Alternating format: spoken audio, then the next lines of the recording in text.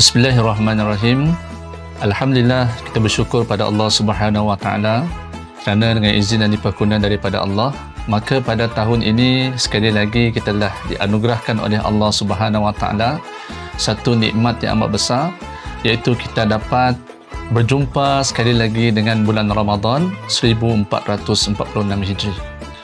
Saudara-saudari, tuan-tuan dan puan-puan yang dirahmati Allah Subhanahu wa taala.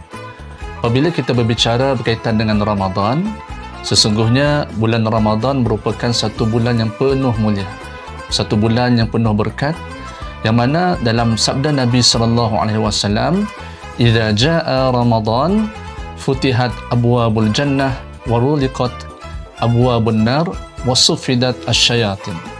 Yang mana maksudnya, tuan-tuan, puan-puan, saudari-saudari, saudara-saudari yang dirahmati Allah Subhanahu wa taala sekalian, apabila datangnya bulan Ramadan, dibukakan pintu-pintu syurga dan ditutup pintu-pintu neraka dan syaitan dibelenggu. Jadi maknanya apa? Maknanya dalam bulan Ramadan, rahmat Allah, kasih sayang Allah mencakupi segala hal. Justru daripada itu, marilah kita bersama-sama memperbanyakkan amal ibadah kita dalam bulan Ramadan. Dan antara amal ibadah yang boleh kita laksanakan dalam bulan Ramadan ini adalah dengan membaca Al-Quran. Dalam hari-hari biasa, kita perlu untuk membaca Al-Quran. Tetapi apabila masuknya bulan Ramadan, kita digalakkan untuk lebih memperbanyakkan membaca Al-Quran. Timbul persoalan yang bertanyakan, "Ustaz, bagaimanakah bagi kami yang tidak pandai nak membaca Al-Quran? Adakah kami boleh membaca surah-surah yang lain?" Maka jawapannya adalah, bagi sesiapa yang mampu membaca Al-Quran, pandai membaca Al-Quran, bacalah Al-Quran dengan banyak, bahkan bacalah sampai khatam.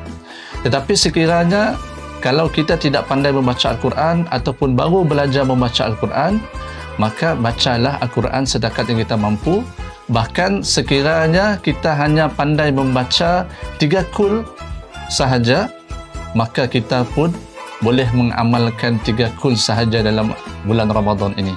Saudara-saudari yang dirahmati Allah Subhanahu wa taala sekalian, dalam sebuah hadis riwayat Imam Muslim, Rasulullah sallallahu alaihi wasallam telah bersabda, "Iqra'ul Qur'an fa innahu ya'ti yaumil qiyamah syafi'an li ashabihi."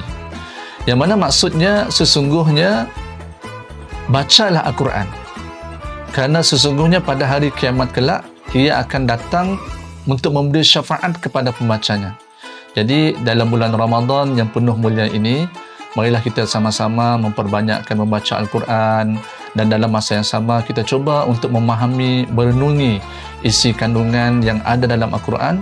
Mudah-mudahan amal yang kita lakukan ini dapat mendekatkan diri kita kepada Allah Subhanahu wa taala, dan dalam masa yang sama mudah-mudahan usaha yang kita lakukan untuk kita mendekatkan diri kepada Allah Subhanahu wa taala dengan membaca Al-Quran ini mendatangkan redha Allah Subhanahu wa taala, sehingga ianya mampu untuk menjadi salah satu asbab untuk kita masuk syurga, insya-Allah.